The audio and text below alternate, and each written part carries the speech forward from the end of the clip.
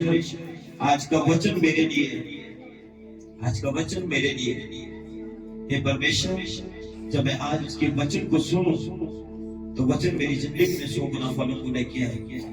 मैं तेरे वचन को सुन के लोगों को सुनाने वाली बनूं या बना, मैं तेरे वचन को सुन के लोगों को सुनाने वाला बनूं यीशु के नाम से। हे परमेश्वर, तेरा वचन जो मेरे पैरों के लिए दीपक और मार्ग के लिए उजाला है परमेश्वर।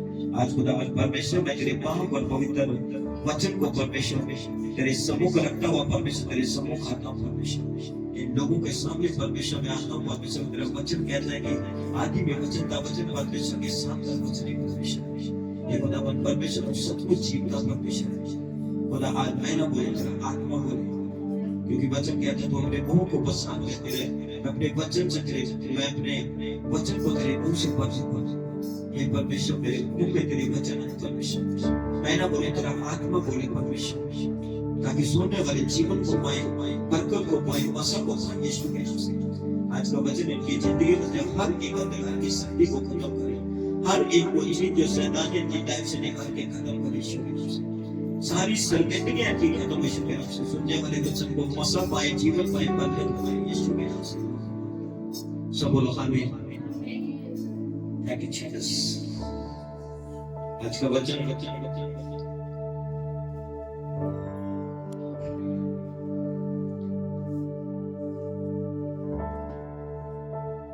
परमेश्वर का आत्मा आज आपसे बात करेगा।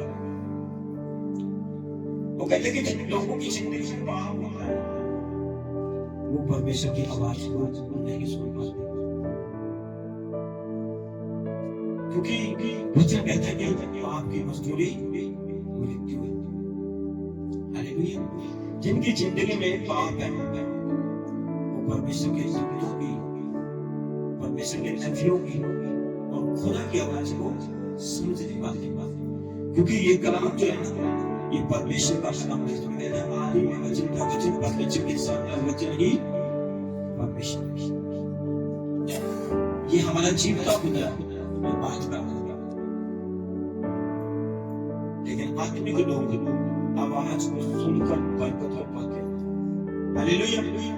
जो आत्मिक लोग हैं, जो सच्चे हैं, वफादार हैं परमेश्वर के साथ, वो कहते हैं कि आवाज को सुनकर बरकत हो पाते हैं। हालेलुया। एक वचन में पढ़ूंगा, नीति वचन 18 का पाठ। हालेलुया। वो कहता है कि नाश होने से पहले मनुष्य के मन में घमंड और महिमा आने से पहले इंसान का नाश होने का समय आता है। एक बड़ी बरकत को पाने के बावजूद वो घमंड में चला जाता है, क्योंकि किसी को पैसे का घमंड हुआ, किसी को अच्छे शरीर का घमंड हुआ, किसी को अच्छी एजुकेशन का घमंड हुआ, किसी को किसी चीज का, किसी को अच्छी औलाद का घमंड हुआ, किसी को किसी चीज का, किसी को किसी चीज का घमंड हुआ। लेकिन मैंने बहुत सी चीजें ऐसी देखी, अगर किसी को अपनी शकल का घमंड है ना, और इंसान के बोलते कि तो दिखाओ के वो बहुत समाज है, हालेलुया, तो वो सोच रहे बाप ने चिंता,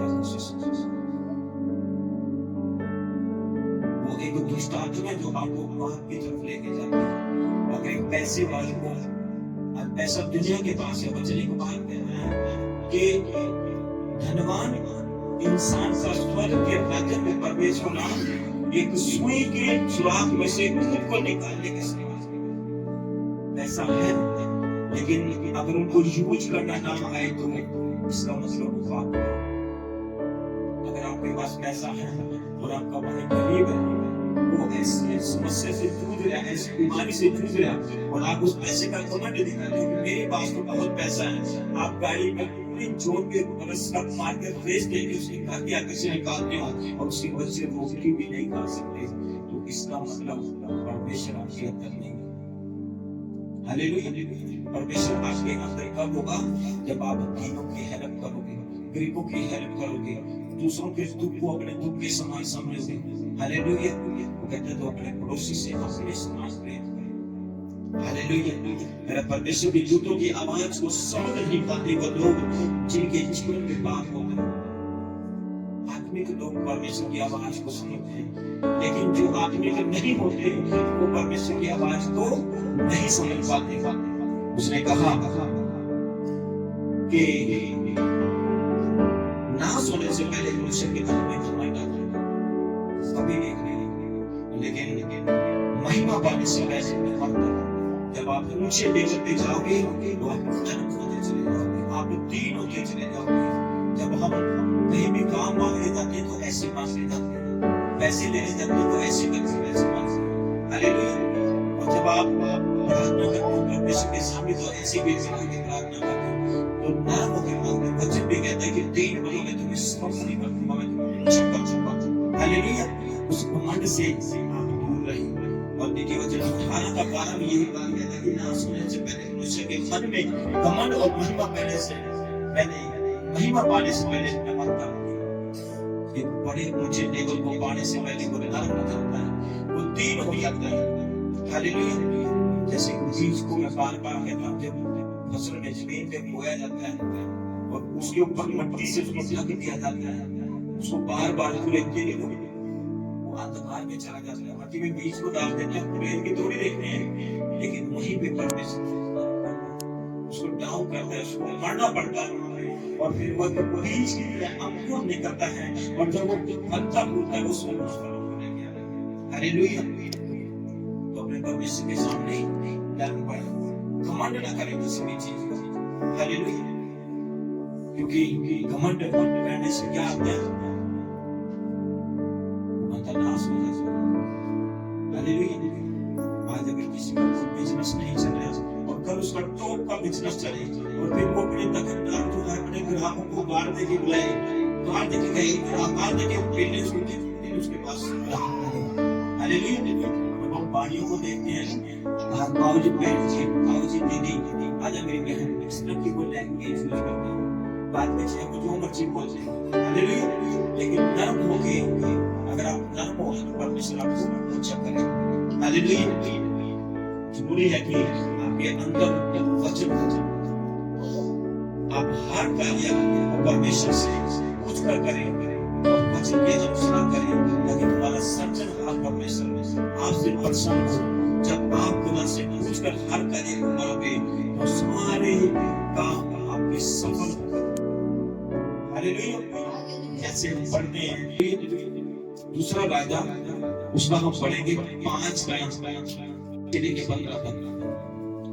अराम का राजा, अराम के राजा नामान नाम सेनापति अपने स्वामी की दृष्टि में बड़ा और प्रतिष्ठित पुरुष था।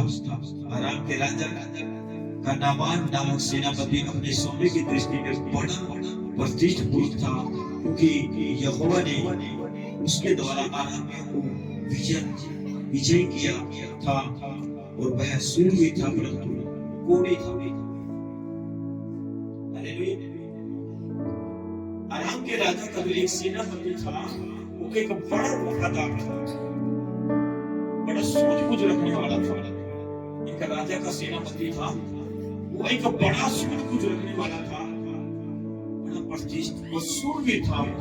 उसका जो राजा था उसमें हालेलुया। परमेश्वर के वचन से मैं आपसे बात कर रहा हूं, सुनना उसको ध्यान से। सभी ने वो क्या कह रहा है, अरामी लोग नरवान के देश में जाकर वहां से एक छोटी लड़की बदवाई में ले आए और वह नामान की पत्नी थी। अरामी लोग जब इजराइल में गए तो वहां से बदवाई में एक छोटी सी लड़की को लेके आए, जैसे मानसी की बेटी उसको लेके अपने पास चले। तो वो लड़की उस सेनापति की जो बीमार था उसकी पत्नी के साथ उसकी सेवा टहल किया। समझ आ रहे आपने? वो इजराइल की थी लड़की और उसकी सेवा टहल किया। आगे क्या कह रहे हो? उसने अपनी स्वामी से कहा, जो मेरा स्वामी नमरोन के भविष्यद्वक्ता के पास होता तो क्या ही अच्छा होता, क्योंकि वह उसको और से अपने स्वामी से उस सेनापति की वाइफ से बात कर रही कि अगर जो तेरा पति हमारे परमेश्वर के नगर में होता शैमरोन के भविष्यद्वक्ता के पास होता तो क्या ही अच्छा होता, क्योंकि वह उसके कोर से उसको चंदा करता था, वो आपस में बात करते। लेकिन आगे क्या कह रहा है, तो किसी ने उसके प्रभु के पास जाकर कह दिया कि इजरायली लड़की इस प्रकार कह रही है। किसी ने उस आवाज को सुन के उस प्रभु के दास मतलब उस राजा के पास कह दिया।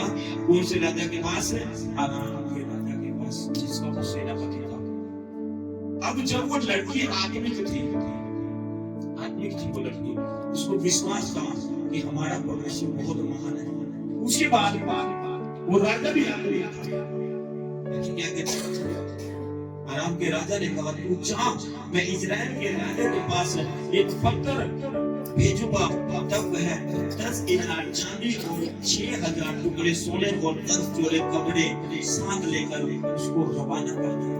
Hallelujah, hallelujah. मैं ना पूछूंगा कि मैं क्या बोल रहा हूँ, मैं उस वचन की गहराई में लेके जाना चाह रहा हूँ। अब वो राजा क्या कह रहा है कि मेरा जो सेनापति है ना वो ठीक होना चाहिए, वो कोड़ी था मतलब इतना समझदार है, जिसके जो आत्मिक था, प्रार्थना करने वाला था, जिसके द्वारा परमेश्वर ने राजा को बहुत सी विजय दिलाई, बहुत से देश उसने जीते, बहुत से उसने कार्य करे, वो उसको छोड़ नहीं सकता था, वो उससे प्यार करता था। जब उसको इस बात का पता लगा कि ये जो लड़की है, ये कह रही है अगर तुम्हारा जो दास शैमरोन के भविष्यद्वक्ता के पास होगा तो वह इससे चंदा कर सकता था। तो उसने वो लड़की आती है, फिर वो राजा आते हैं। अब राजा क्या कह रहा है, उसने क्या किया, आराम के राजा ने कहा जा, मैं इजराइल के राजा के पास एक पत्थर भेजूंगा, तब वह 10 दिनार चांदी और 6000 टुकड़े सोना और 10 जोड़े कपड़े साथ देकर कि तुम जाके राजा के पास इस पत्थर को मैं भेजूंगा उसके पास, और तुम जाके उसको ये सोना और ये चांदी उसको भेंट देना, ये कपड़े उसको भेजना। खाली हाथ राजा महाराजा के पास कोई नहीं जाया करता था। आज जब हम और खाली आ जाते हैं, छोटे मोटा सामान जो भी कोई ना कोई लेके जाते हैं, तो वो राजा के पास उसने कहा कि इतना सोना चांदी लेके मैं सिर्फ जबरदस्त जोड़े कपड़े दिए, मुझे आके राजा से बात करना। देखो अगर आप आत्मिक हो, उस लड़की को पता था कि विश्वास था कि हाँ मेरा परमेश्वर से चंगा कर सकता है। उसके मन में एक बात है कि जिसकी मैं सेवा कर रहा हूं, इसका पति कोरी है और मैं नहीं चाहती कि कोरी सी जिंदगी में रहे। उसको तो दुख लगा लड़के को कि अगर ये तेरा पति वहां होता तो परमेश्वर उसको छू के चंगा करता था। और वो बात उस राजा के पास गई, राजा ने भी उस लड़की से एक बात कही उससे कि तू जा, मैं उसके पास एक लेटर को भेजूंगा और तू जा, और मेरा विश्वास है कि तू वहां से चंगा होगी वापस आएगा। उसने सोना चांदी और 10 जोड़े कपड़े लेके उसको वहां से रवाना कर दिया, और उसने 6 में कहता है और इजराइल के राजा के पास गया, पत्थर ले गया जिसमें लिखा था कि जब यह पत्थर तुझे मिले तब जानना कि मेरे नामान नामक एक कर्मचारी को तेरे पास इसलिए भेजा कि उसे उसका कोर दूर कर। हालेलुया। मैंने जब तुझे उस राजा को लेटर लेके दिया, जब वो पढ़े कि मैंने तेरे को इसलिए तेरे पास इस इंसान को भेजा कि इसके कोर से उसको आजाद कर। हालेलुया। तब क्या कहता है, इस पत्र को पढ़ने पर इस्राएल के राजा ने अपने कपड़े फाड़े, अपने वस्त्र फाड़ कर बोला, क्या मैं मारने वाला और जिलाने वाला परमेश्वर हूँ कि पुरुष ने मेरे पास कि उस पुरुष ने मेरे पास किसी को इसलिए भेजा कि मैं उसका कोर दूर करूं, सोच विचार तो करूं, मैं उससे झगड़ा करने को फूटता होता। एक राजा के पास पत्र भेजा, वो फिर अपने कपड़े फाड़ के, पश्चाताप लोग करते थे, कपड़े फाड़ के कि क्या मैं खुदा होता? क्या मनुष्य किसी को ठीक कर सकता? क्या मनुष्य किसी के कोर को ठीक कर सकता? उसने क्या, उसने मेरे पास इसलिए इसको भेजा कि लड़ाई करता हूं, मेरे से पंगे ले ले। हालेलुया। उसने क्या, जो मनुष्य से नहीं हो सकता वो परमेश्वर से हो सकता, और विश्वास करना क्या कहते हैं, यह सुनकर इजराइल के राजा ने अपने वस्त्र फाड़े और परमेश्वर के भगत अलीशा ने राजा के पास कहना भेजा कि तुम क्यों अपने वस्त्र फाड़ता है? वह मेरे पास आए तब जान लेगा कि इजराइल में भविष्यद्वक्ता इंसान प्रार्थना करने वाला होता है। जब एक इंसान खुदा के साथ संबंध बनाने वाला इंसान होता है तो परमेश्वर का आशीर्वाद। अलीशा परमेश्वर का एक भविष्यद्वक्ता था, एक दास था परमेश्वर का अलीशा। वो जब राजा के साथ ये बात हो रही थी तो वो प्रार्थना में देख रहा था कि राजा ऐसे ऐसे करके राजा ने अपने कपड़े को फाड़ा और फिर उसने राजा के पास कहना भेजा, एक विनती करी कि राजा तू भी कपड़े पहन फाड़ता है, इसको मेरे पास आने दे। समझ रहे आप? अब क्या हुआ कि राजा भी आगे उसको ये था कि मैं कोई परमेश्वर थोड़ी हूँ कि मैं इसको छू के चंगा कर दूंगा। चंगा तो परमेश्वर कर सकता है। लेकिन उसके नगर में, उसके देश में एक भविष्यद्वक्ता अलीशा था। उसने कहा राजा को भेज कि वो मेरे पास आए। राजा ने कहा इस कोढ़ी को मेरे पास आने दो, क्यों कपड़े पहन रहे हो? अगर ये विश्वास करके इस्राएल में आया है परमेश्वर का ये कहेंगे बहुत सी बीमारियां मृत्यु के लिए नहीं, परमेश्वर की महिमा के लिए आती है। और मेरा विश्वास है परमेश्वर का आत्मा उस बच्चे को टच करेगा, ये बीमारी इसको छोड़ेगी और निकल जाएगी इस बच्चे के पवित्र और सामर्थ्य में। हालेलुया का मतलब है परमेश्वर की महिमा। और आगे क्या कहता है? तब नामान घोड़े और रथों समेत अलीशा के द्वार पर, हालेलुया, वचन को सुने। जब नामान घोड़ों और रथों समेत अलीशा के द्वार पर आके खड़े हुए, उस राजा ने उसको उसके पास भेज दिया कि जाओ तुम यहाँ के जो है भविष्यद्वक्ता अलीशा के पास चला। तो उसने उसके पास भेजा। तो वो क्या कह रहा? तब अलीशा ने एक दूत उसके पास भेजकर कहना भेजा कि तू जाकर यरदन की नदी में 7 डुबकी मार, तब तेरा शरीर जो का तू हो जाएगा, तू शुद्ध होगा। हालेलुया। उसने दूर से ही एक इंसान के संबंध जब परमेश्वर के साथ होते हैं, इधर देखिए सारे, जब एक परमेश्वर के साथ एक इंसान के संबंध होते हैं तो वो आत्मा में उससे बात करता है। हालेलुया। कि जहाँ वो वहाँ पे एक दास मेरा आया, उसको भेज मेरे पास और उसको जहाँ बोल रही है नदी में, वो आत्मा में वो देख रहा था। परमेश्वर के आत्मा ने उसको कहा कि इस नामान कोढ़ी को यरदन नदी में भेज कि वो 7 डुबकी वहाँ पे लगाए और अपने कोढ़ से शुद्ध हो जाए। उसने दूर से उसके पास मैसेज भेजा, जैसे वो बच्चे बाहर चले गए और आप परमेश्वर का दास अलीशा अंदर चढ़ जाए। उसने अपने सेवक को भेजा कि उसको जाके बोलिए तो नदी में 7 डुबकी लगाए और चंगा हो जाए। तब क्या किया? अब वो तो परमेश्वर का दास है, अब राजा भी अपने गुरु बेटे भी अपने, उसको भेजने वाला भी आदमी है। हालेलुया। परंतु नामान क्रोधित होकर कहता हुआ चला जाए कि मैंने तो सोचा था आवश्यक वह मेरे पास आएगा और खड़ा होकर अपने परमेश्वर यहोवा से प्रार्थना करके कोढ़ के स्थान पर हाथ फेर कर कोढ़ को दूर करेगा। क्या दमिश्क की अबाना और पर्वर नदियां इस्राएल के सब जलस्रोत से उत्तम नहीं है?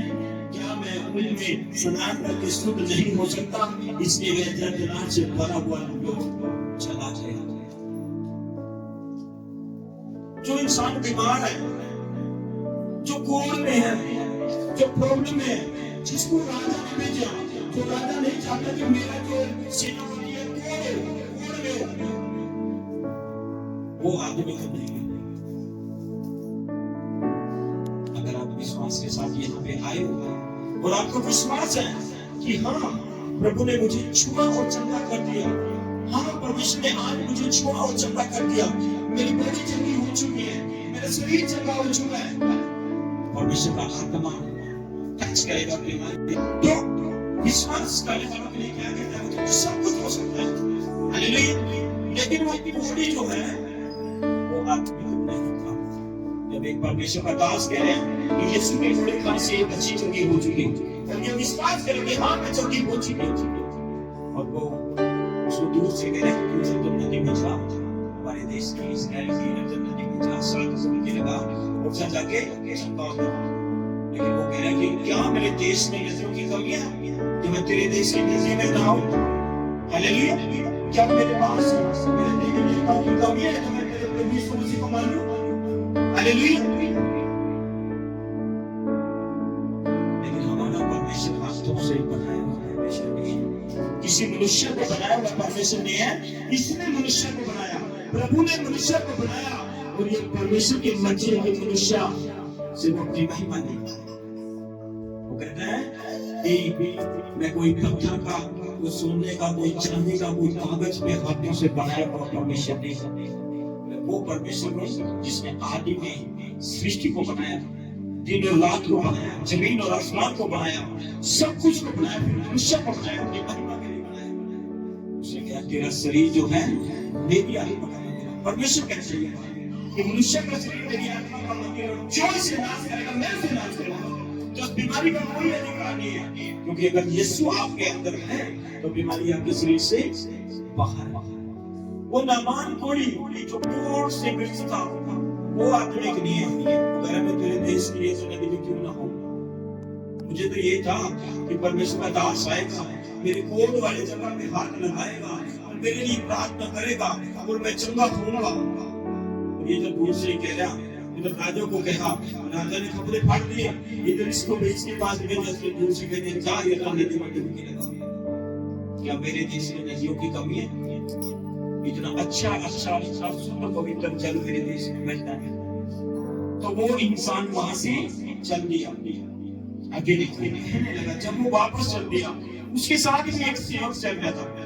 वो सेवक उसके पास आकर कहने लगे, हे हमारे पिता, यदि भविष्य तुझे कोई भारी काम करने की आज्ञा देता तो क्या तू उसे न करता? फिर जब वह कहते हैं कि स्नान करके शुद्ध हो जा, कितना अधिक बड़ा मानना चाहिए तुझे। मतलब कितनी बड़ी बात है। वो क्या कहता है? हालेलुया। अगर वो कहते कह देता कि तू सोना है कि नहीं, 5-6 मतलब घूम लेके आ, क्या तू लेके नहीं आता? ये तेरे को कहता कि धूड़ी पाल ले, आपके अलावा बैठ जा करके तेरा कोट चल जाता, तू नहीं करता। ज्यादा बड़े से बड़ा काम तेरे को कहता, क्या तू नहीं करता? वो सोचने लगे, कह रहे छोटी सी तो बात कही, जाने एक नदी में जा, 7 डुबकियां लगा तो चंगा हो जा, कौन सी बड़ी बात है? कहती तू करता क्यों नहीं है भाई, तू कर। उसने दिमाग खुल गया उसी साथ। देखो वो लड़की आदमी, वो राजा आदमी, जिस राजा से मिला वो आदमी, और परमेश्वर का दास अलीशा आदमी, और फिर वो जो उसके साथ साथ चल रहा है वो आदमी, लेकिन जो बीमार है वो आदमी नहीं है। वो कह रहे मैं क्यों विश्वास करूं, मेरे देश में पहुंचा नदियों की कमी। अरे परमेश्वर ने कहा बीमारों को वेद की जरूरत है, बड़े चंगों को नहीं। प्रभु यीशु मसीह आप और हमारी जिंदगी में इसलिए आया कि हमारी बीमारियों से हमें शुद्ध करे, शर्मिंदगियों से शुद्ध करे, हमें नए प्रकार का जीवन दे। हालेलुया। वो बीमारों को चंगा करने के लिए आया, मुर्दों को जीवित करने के लिए आया, पागलों को ठीक करने के लिए आया। उसने कहा मैंने जगत से मूर्खों को चुना ताकि बुद्धिमान लज्जित हो, मैंने जगत से बलहीनों को चुना ताकि बलवान लज्जित हो। जब आप परमेश्वर में आओगे, आपकी शर्मिंदगी खत्म होगी। लोग ठट्टों में उड़ाते हैं, लोग ठट्टों में उड़ाते हैं। माँ बाप, मेरे पास जब 12-13 साल औलाद नहीं थी तो दुनिया मुझे ठट्टों में उड़ाती थी। मेरी वाइफ को लोग ठट्टों में उड़ाते हैं, मेरे घर के सदस्य उड़ाते हैं, मेरे माँ बाप, मेरे भाई बहन को उड़ाते हैं। ये सब लोग मेरे सामने कभी नहीं बोलते, लेकिन वो भी हमें क्यों समझ सकते। लेकिन जब मैं प्रभु के पास गया, एक ही रात में उसने मेरी शर्मिंदगी को दूर किया। बहुत साल मुझे एक बंदा कहता रहा कि प्रभु यीशु मसीह के पास चलो, चर्च में चलो, और मैं कमन आदमी था, मैं भी स्टोरी नहीं कहता था, हमारे पास कौन सा परमेश्वर है, मैं बुद्धियां करने वाला इंसान। उसने कहा कि एक बार चल के तो देख यार, एक बार चल के तो देख। वो आदमी इंसान मुझे कह रहा, और मैं कहाँ समय था, मुझे थोड़ी पता लगी यीशु मसीह बीमारों को चंगा करने वाला परमेश्वर है। मुझे तो यही था कि तो धर्म बदलने वाला परमेश्वर है। हालेलुया। और जब सच में जब मैं उसके पास एक रात में मैं उसके साथ गया, जैसे आप आज इस बहन के कहने से आप लोग आए, और उसी रात परमेश्वर मेरी लाइफ में एक बड़ा काम किया। और सचमुच मुझे सुबह में 4 कदम चला, मुझे पता लगे कि आज तो शरीर से कुछ लगना हो, आज तो शरीर हल्का हो चुका है, रोई की तरह मेरा शरीर हो चुका और मैं चंगा हो गया। और मैंने उसी समय फोन उठाया, उसे कहा आपने ना 32वां लेना होता है, मतलब एक पानी में डुबकी लगानी, खुदा का दास तेरे सिर के ऊपर हाथ रख के प्रार्थना करेगा और तूने पानी में डुबकी लगानी, इसका मतलब तेरा पुराना पाप खत्म, अब तू नई जिंदगी तेरी स्टार्ट। और उसी समय मैंने संडे को जाके अपने आत्मिक पिता पांच यीशु मसीह जी से बपतिस्मा लिया, मेरी मैंने और मेरी वाइफ, और मैं कभी जिंदगी में इसके बाद डबल नहीं गया। आज मेरे पास परमेश्वर ने सब कुछ दिया और सब कुछ दिया तो क्यों नहीं परमेश्वर की महिमा करूं। हालेलुया।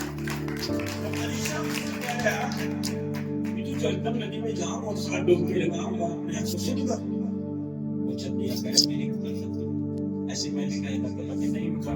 मैंने कहा चर्च में ये तो धर्म बदलने वाले परमेश्वर है, मैं नहीं जानना चाहता यीशु।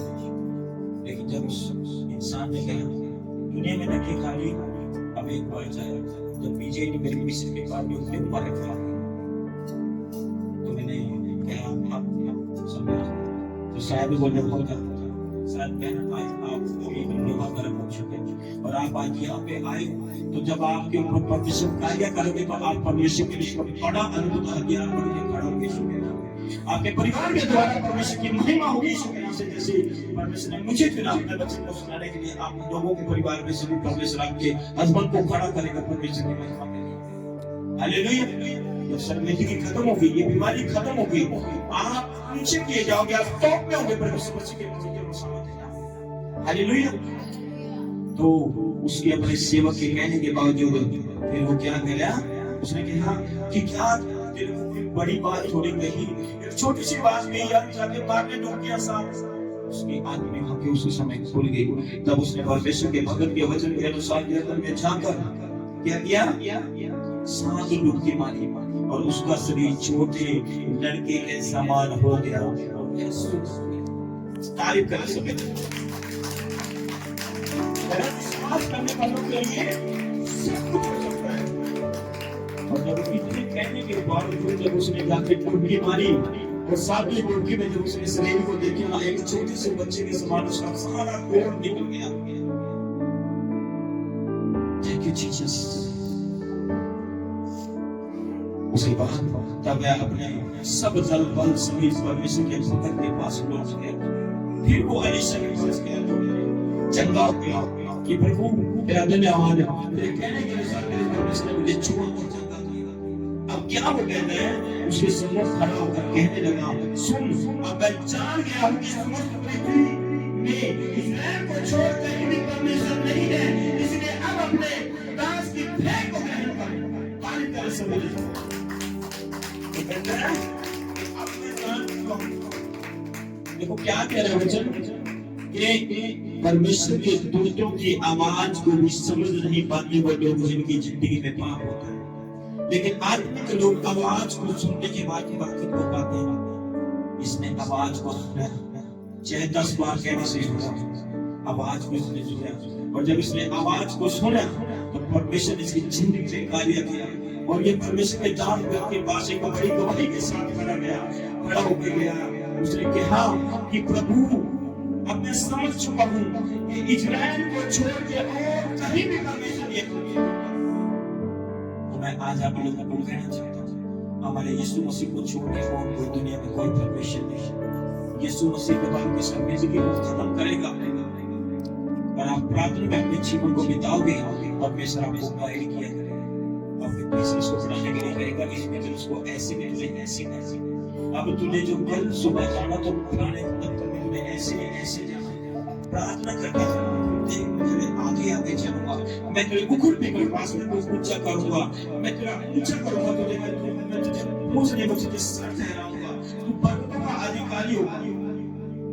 जब परमेश्वर काम करेगा उस शकल को देख के आपको बरकत में देगा, वो आपके ब्रांड को देख के, अच्छे सूट को देख के आपको बरकत में देगा, उनको बरकत देगा आपके मन को देख के कि तू कितना प्यार करता है मुझसे। क्या तू मुझ पे विश्वास करता है जिसके लिए परमेश्वर ने अपने इकलौते पुत्र को दे दिया? हालेलुया। तो अगर आप लोग विश्वास करते हो तो मेरा विश्वास है आज आप परमेश्वर की महिमा करेंगे। हालेलुया। जैसे सुलेमान की जिंदगी को देखते हैं, हालेलुया, परमेश्वर ने सुलेमान को चुना, बुद्धि और ज्ञान दिया, सब कुछ परमेश्वर ने उसको दिया। लेकिन सुलेमान से जब उसकी प्रजा के लोगों ने कहा कि तुम्हारा जो पिता था उसने हमारे ऊपर भारी चीजें तो रखा हुआ था, अब तो ऐसा कर इस चीज को हमारे लिए कर। और उसने क्या किया,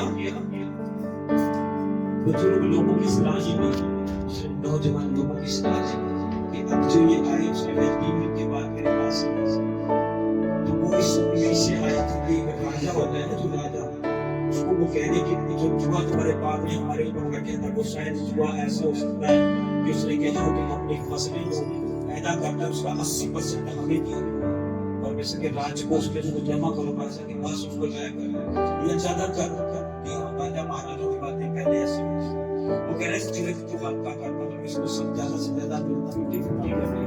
अगर 100 क्विंटल अनाज हमारे खेतों में पैदा होता है तो 80 या 50 क्विंटल से हम अपना गुजारा करेंगे, मतलब इसमें के जो ही जो हल्का कर।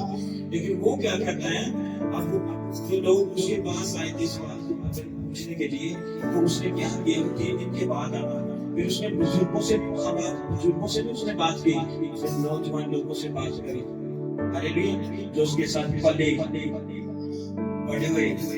पढ़ाई लिखाई लोग उनसे बात करी कि यार ये जो धोखा नहीं है इस बात से हम देखे मैं कहता हूँ कि के पास जिसको परमेश्वर ने आत्मिक बुद्धि और ज्ञान दिया, जिसको परमेश्वर ने इतना धन दिया, आज दुनिया में कोई ऐसा धनी ना जो कभी हुआ न कभी होगा, जिसको परमेश्वर ने आत्मिक बुद्धि और ज्ञान दिया उसके पास किसी चीज का अगर बुद्धि आपकी तो कुछ कर सकते हो, लेकिन उस इंसान ने उस बुद्धि का देखो कैसे यूज किया, उसने अपनी बुद्धि से कार्य नहीं किया, उसने अपने दोस्तों से पूछा कि ये लोग मेरे पास आए, अब बताओ मैं तो क्या दोस्त उसको कह रहे हैं उनको बोल कि मेरी जो उंगलियां हैं वो बाप की उंगलियों से मिलती है और मेरा बाप जो तुम्हें लगते वो क्या बोलते हैं कूड़े नॉर्मल कूड़ों से तुम्हें सजा देता है, लेकिन अब तुम के अंदर कितने कांटे देंगे, कांटे गाड़ के उनके कूड़ों से मैं तुम्हें ऐसे सजा दूंगा।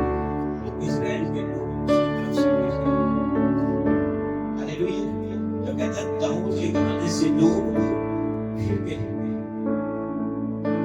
कहता कि अगर आपका तो इतना सुपर ब्लेस्ड इंसान, इतनी बुद्धिमान परमेश्वर ने किसको बनाया, ऐसा इंसान अगर हम इंसान से पूछते हैं क्योंकि इंसान हमें कुछ नहीं कर सकता, इंसान सिर्फ हमें ढक्कन में उठा सकता है, हमें बुराइयों में लेके जा सकता है, पाप में लेके जा सकता है।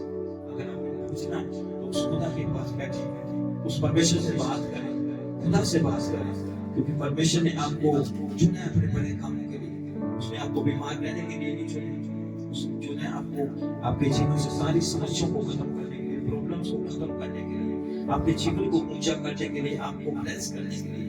हालेलुया। तो सच में आज के वचन के अनुसार आप लोग आशीष को पाए, बरकत को पाए, परमेश्वर के सम्मुख में आत्मिक रहे, उस नामान को लेके रहे, ऐसे न बने कि और कुछ दिल में है लेकिन हम फिर भी वही खड़े हैं कि हमारा धर्म बदलने के लिए आए नहीं, और कुछ जीवन आपके जीवन बदलने के लिए आए। अगर आज आप लोग यहाँ पे आए हो तो मेरा विश्वास है कि आपकी लाइफ सेम नहीं होगी मसीह के पवित्र और सामर्थ्य नाम में। आज के बाद आपकी लाइफ सेम नहीं होगी, आप प्रभु यीशु मसीह में पलोगे, फूलोगे, बढ़ते चले जाओगे यीशु मसीह के पवित्र और सामर्थ्य नाम में। किसी भी बड़ी वस्तु की गति आपके जीवन में नहीं होगी, क्योंकि परमेश्वर आपसे प्यार करता है। उसने आपको बीमार रहने के लिए नहीं, उसने आपको उठावों की तरह उठने के लिए बनाया। हालेलुया। उसने आपको ऊंच बनाने के लिए, उसने पीछे रहने के लिए आपको नहीं चुना, उसने आपको आगे लेके जाने के लिए चुना, उसने आपको सर बढ़ाने के लिए चुना। हालेलुया। आपके बिजनेस टॉप में होगे यीशु मसीह के पवित्र और सामर्थ्य नाम में, आपके घराने में बैठोगे यीशु मसीह के पवित्र और सामर्थ्य नाम में, आपके बच्चे ठीक होंगे यीशु मसीह के नाम से, कोई बीमारी आपके जीवन का खत्म होगी यीशु मसीह के नाम से, हर एक अंधकार की शक्ति आपकी खत्म होगी यीशु मसीह के नाम से, हर एक चीज जैसे शैतान आपकी लाइफ को छोड़ेगा लेकिन नहीं यीशु मसीह के पवित्र और सामर्थ्य नाम में, क्योंकि परमेश्वर आपके साथ है। और अगर परमेश्वर आपके साथ है तो कौन आपका विरोधी हो सकता है? हालेलुया। कौन आपका विरोधी हो सकता है? अगर खुदा ही आपके साथ है, खुदा की प्रोटेक्शन आपके पास है, तो कौन आपका विरोधी हो सकता है? कोई बीमारी, कोई भी अधिकार नहीं यीशु के सामने। सभी जन घुटनों पे आए, थैंक यू जीसस। धन्यवाद पवित्र आत्मा जी, आज के सुंदर और पवित्र वचन के लिए। हे परमेश्वर हमें आत्मिक बुद्धि और ज्ञान दे। हे परमेश्वर सभी जन मांगे परमेश्वर हमें आत्मिक बुद्धि और ज्ञान दे। परमेश्वर हमें आत्मिक बना परमेश्वर, ताकि हम तेरी आवाज को सुन सके परमेश्वर, तेरे नाम पे विश्वास कर सके परमेश्वर मसीह के नाम से। प्रभु तेरे कदम के पुत्र पे विश्वास कर सके, जो हमारे लिए मारा गया, काटा गया, जिसने दिन पुत्रों से जीव जाचा बन सके पवित्र रोसा मंदिर नाम में। हे परमेश्वर अब से खुदावन पाप हमें छू और चंगा कर, हर एक बीमारी को खत्म कर, हर एक अविश्वास के गंदे आत्मा को खत्म कर परमेश्वर, इनकी बॉडियों को टच कर परमेश्वर। आज से मेरे फ्लैश को सुध कर यीशु के नाम पे, हर एक अंधकार की शक्ति को खत्म कर परमेश्वर। हर एक वो चीज जो शैतान की इनके लाइफ से निकले और खत्म हो जाए यीशु के नाम से। हर एक चीज जो नहीं परमेश्वर पाप की तरफ लेके जाती है, इनकी लाइफ से आप कर in the name of Jesus, आप कर in the name of Jesus, आप कर in the name of Jesus परमेश्वर। मैं तेरे नाम की घोषणा करता हूं परमेश्वर, तेरा आत्मा ने छुए को चंगा करे यीशु के नाम से। सभी जन मेरे पीछे बोले कि आशीष के वचन को अब खुदावन आपका अनुग्रह, आपका फजल, आपकी सहभागिता पवित्र लोगों के साथ, पवित्र संतों सेवकों के साथ, संसार की सारी पवित्र कलीसियों के साथ, ग्लोरी टू गॉड मिनिस्ट्री के साथ, हमारे आत्मिक पिता पात्र अंकुर देवता की मिनिस्ट्री के साथ अब से लेकर सदा तक बनी रही। सब बोले आमीन आमीन।